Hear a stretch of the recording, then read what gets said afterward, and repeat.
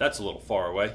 That's a little better. So this is a real quick video. I want to answer a question that I got from Desiree on Instagram. She hit me up with a DM and asked, she said, you should do a video on how to deal with that one student that has behavior issues and is just negative and is getting bad grades and won't pay attention and just doesn't care and always has their head down. So this is my answer to that question. If you've not taught this kid already, they will show up in droves. I've taught this kid any number of times, and sometimes I have success with this and sometimes I don't, to be honest.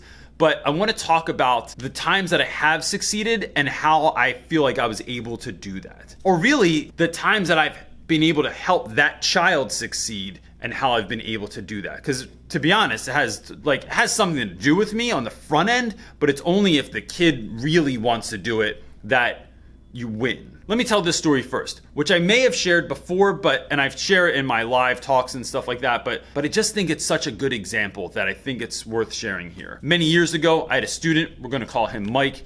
Mike comes into my class, and on the first day of school, his head is down. He will not sit up, he will not engage, he won't laugh at any of my jokes, which really just hurts my feelings a lot. He doesn't want to talk about anything, and he's not doing anything that I'm asking him to do. He's not bothering anyone, but he's not doing what he needs to get done. Then as the days go on, as happens when you're in high school or the first day of school, everything can kind of be calmer, and then it gets a little bit more wild. This dude starts to be a little bit more belligerent with my co-teacher at the time, like giving them a hard time, mumbling under his breath whenever she says something, flat out refusing to do work, refusing to leave the classroom, refusing to go to the principal's office, all this stuff that she was using as tactics, he was like vehemently against.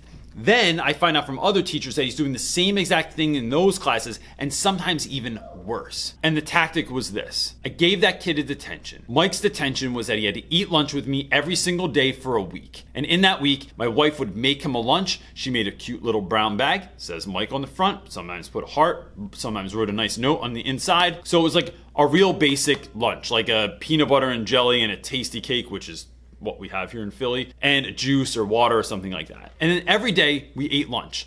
But I never made the detention about him being bad or about me trying to get to him or about how we were gonna fix this or about what you're doing wrong. I just asked questions about him. Hey, where do you live? Have you lived there long? Who do you live with? Like, what family members live at your house? What do you do when you're not in school?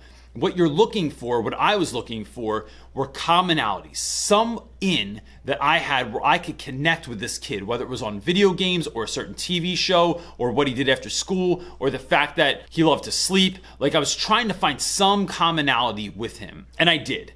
And we found a number of things, from the fact that like there were certain family dynamics that were the same for he and I. There were certain like growing up moments that were kind of the same for he and I. There was certain music that we could see eye to eye on. And as the week went on, we kept talking about this kind of stuff and talking about him and talking about school. And then we could get into a little bit more of what my friend Sarah calls the HDRs, the heavy, deep, and real conversations. By the end of the week, Mike comes in, and I'm not going to share his whole story here, but he essentially tells me that in the summer, he was hanging out with a friend and something awful happened to that friend moments after he left his friend. It really just crushed him on a level where he wasn't even able to show up and be who he could be in class. And so that was years ago. And what I learned from that single experience, that was the first time I ever did that with a student, where I gave them detention for lunch and they had to hang out with me. It changed everything.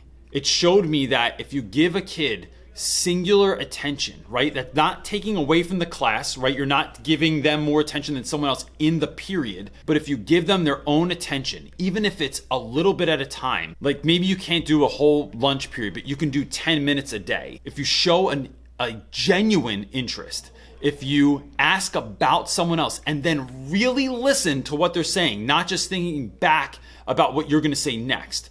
If you don't just try and school them or put them in their place, or the bottom line is like these kids already know how hard life is. We want to talk about grit with kids, especially kids that have been through stuff.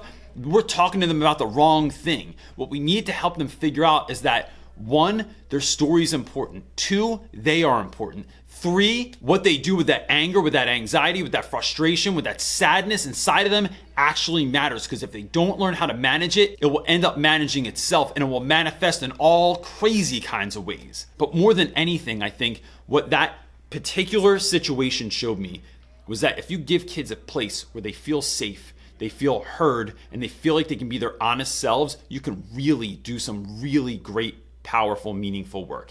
And so that was, in that moment, that taught me a lot. Now, that's not the way I have to deal with it all the time. Not all kids need that much like honed in, hyper-focused attention. Sometimes it's just being out in the hallway, saying hello to someone. If you know that you have that dude in your classroom who always has their head down, they don't want to ever do any work, make sure you greet them at the door. Make sure that when they do something, they come in, if they open their book for that one time during the period, you say, hey man, I noticed that you were on point in the beginning of class. I really appreciate that. I think we can do some really good work if you stay there. Maybe you give them jobs in the classroom. Like let them be the one that writes on the board. Let them staple things. Let them pass things out in class. You're giving them ownership in the class. You're showing them that you trust them to move around and do things, and you're getting leverage that if they don't, that if they're screwing around, that if they're throwing things across the classroom, that if they're acting up, you revoke those privileges. Make sure that you walk by that kid's locker in the morning or after school or in the middle of the day. Hey man, how's it going today? Are you doing a good job? Awesome. Hey, glad to see you today. I'm so glad that you were at school today. It really meant a lot that you came in, and I'll see you tomorrow. Or what do you got going on tonight? Like, what are you doing this weekend?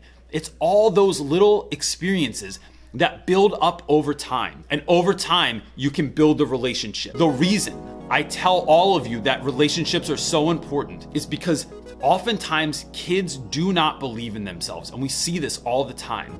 But if you can show a kid that you believe in them, you might be able to at least get them to think for a moment that they believe in themselves. Because if they don't believe in themselves, none of this is worth anything. They'll never do anything with their lives if they can't believe that what they're trying for is actually going to happen. If you don't believe you're getting out of the hood, if you don't believe that if you go to the gym and work out, you're gonna get muscles, if you don't believe that trying in school and working at English and learning algebra actually leads to something, you're never, ever, ever gonna do it. So what we're trying to do here is build kids up, so to empower them, to make them believe in themselves so that they can actually do something with that belief. But that starts with you.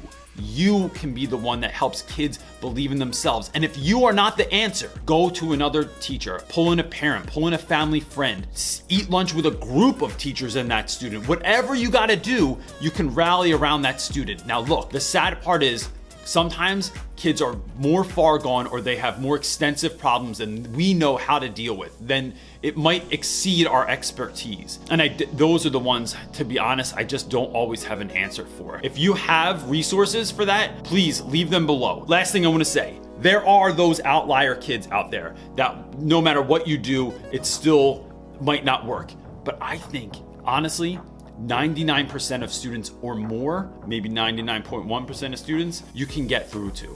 Just by caring, just by believing in them, just by never, ever, ever giving up. And even though you did something for 5 days or 2 weeks or 5 months or 2 years, if you don't give up on a kid and they know that, what you're doing is you're waiting for them to finally believe in themselves, and then bam, you're there. Like, I've been waiting for this moment, now let's go. That can be everything. So Desiree, I hope that answers your question. If anybody else has an answer, please, as always, leave it below so this becomes a community that's helping one another, a community that's sharing their ideas, that I'm not the be all end all in any sense, but what I'm interested in is like, what are you guys thinking about? Because that's what's gonna move this whole conversation forward. That's it, everybody.